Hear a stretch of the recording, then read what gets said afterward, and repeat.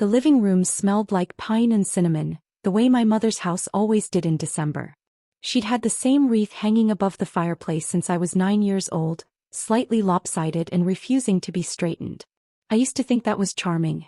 Standing there on a cold Saturday afternoon, watching my daughter Lily tug at the hem of her holiday dress, I still found it charming, but almost everything else about the afternoon was beginning to curdle. Lily was 6 years old.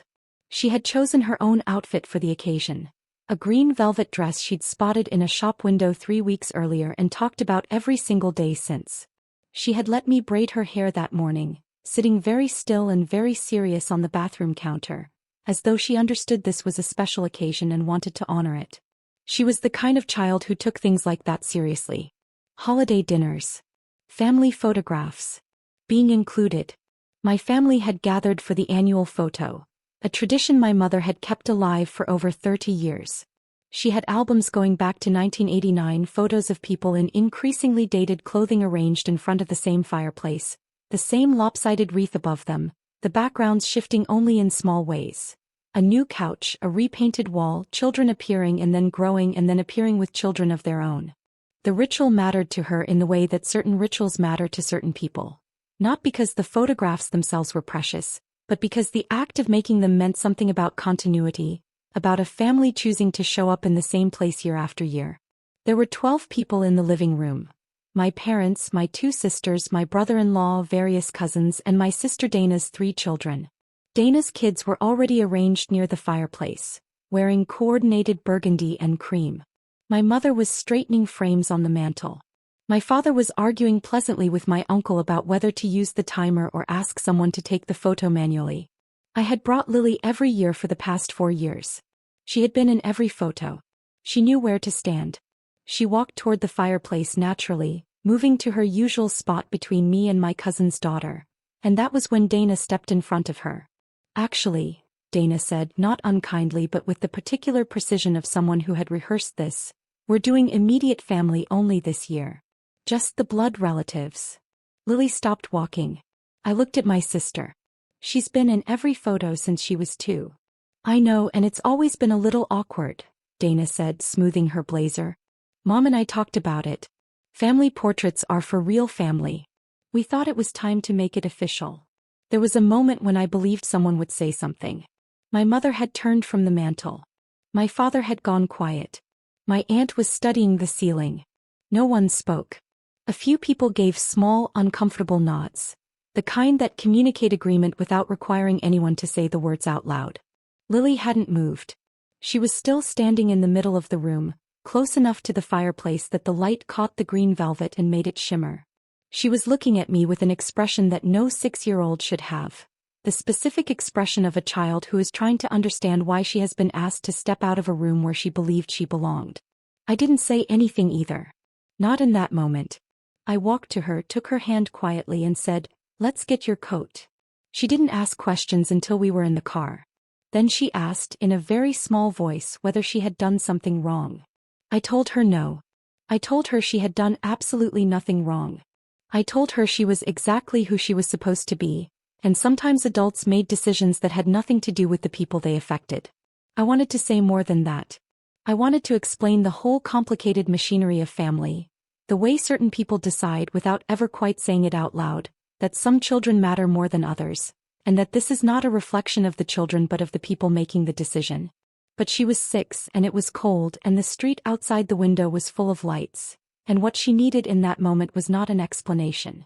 What she needed was not to feel alone. She was quiet for a little while, looking out the window at the lights on the neighboring houses. Then she said she was hungry and asked if we could get hot chocolate. We got hot chocolate. We drove home. I gave her a bath and read her 2 chapters of her book and stayed until she fell asleep, which she did quickly and completely, the way children do when they've decided to stop worrying about something for the night. I sat in the kitchen after that, at the table where I had eaten breakfast for most of my childhood, and answered a few work emails and did not think about my sister. At 11:27 in the evening, my phone buzzed on the counter. It was Dana. The message read, "I hope you're not planning to make this into a whole thing. Just a reminder. Don't forget who holds your mortgage. Some relationships are worth maintaining." I read it twice. The mortgage she was referring to was on my first property, A small duplex I had purchased 9 years ago, when I was 24 and still learning what I was doing. Dana had co-signed, and for 2 years she had reminded me of it at every opportunity. What she did not know, because I had never told her and had no particular reason to, was that the mortgage had been refinanced and transferred 3 years ago, when I acquired the bank that originally held it. That was not a sentence I had ever expected to type in my own head. But it was accurate. I had spent the better part of a decade building a financial services company quietly and with deliberate patience. I had started with the duplex, then a small commercial property, then a regional investment firm, then a controlling stake in a mid-sized community bank called Meridian Financial.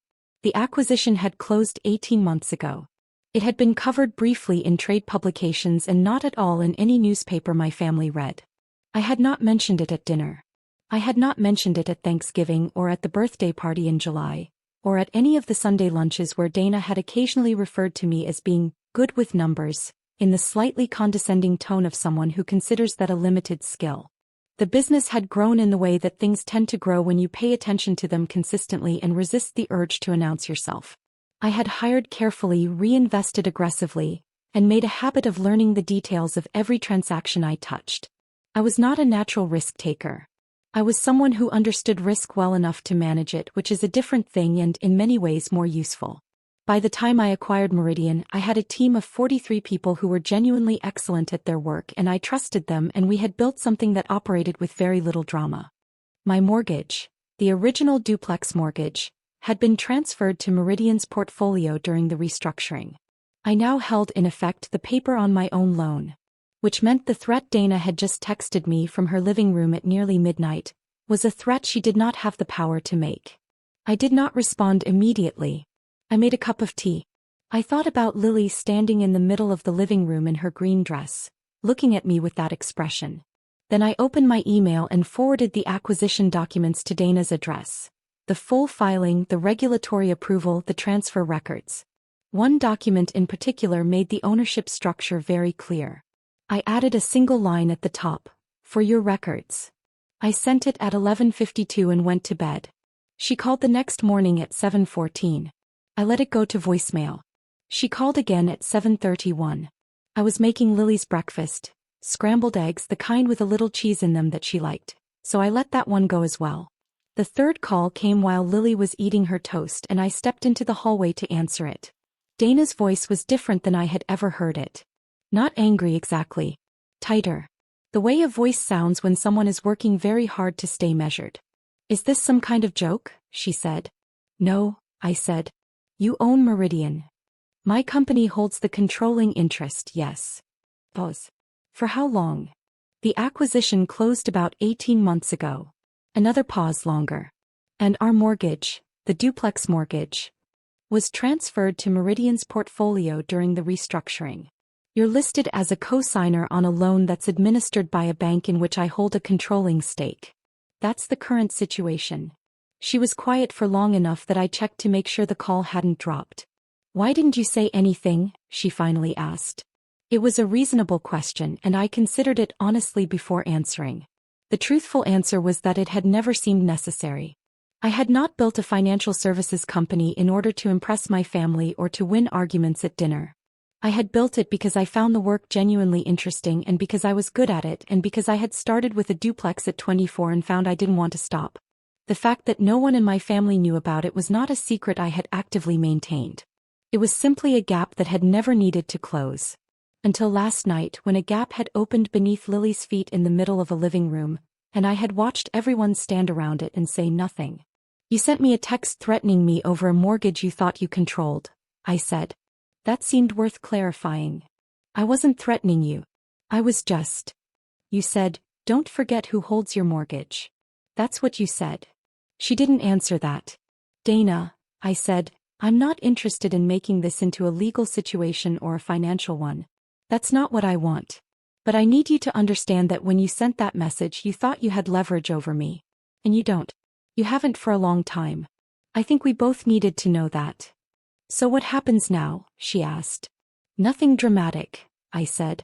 "The loan terms don't change. I'm not your landlord and I'm not your bank. Your mortgage is administered the same way it was yesterday." She exhaled. What does change, I said, is that I will not be bringing Lily to family events where she's going to be excluded from photographs and asked to wait outside while the real family gathers. If that policy is going to continue, she and I will make other plans. Mom will be upset. That's something you can discuss with Mom. You made the decision. You can explain it. There was a long silence. Outside the hallway window, I could see the neighbors' kids playing in the first light snow of the season, leaving footprints across the white lawn. I didn't think she would care that much, Dana said. She's 6. She asked me in the car if she had done something wrong. Dana didn't say anything for a moment. When she spoke again, her voice had changed slightly, not dramatically, not into an apology, but into something that sounded less defended. I'll talk to Mom, she said. Hey, I said. I went back into the kitchen. Lily had finished her toast and was drawing on the back of an envelope with a red marker. A house with a large tree and several birds. He held it up when I came in. It's our house, she said. I'm putting a star on top. It's perfect, I said and sat down across from her to finish my coffee. I didn't hear from Dana again that day. My mother called in the evening, a short call, slightly stiff, in which she said she had been thinking about the photograph situation and perhaps they had been hasty. I told her I appreciated her saying so. We talked for a few minutes about other things. The weather, the neighbors, a movie she had watched, and then we said goodnight. 3 weeks later, my mother sent a new family photo in the group chat. It had been taken at a small second gathering, informal, in the living room again. The wreath was still lopsided above the fireplace. Everyone was in it. Lily was standing near the fireplace in a different dress.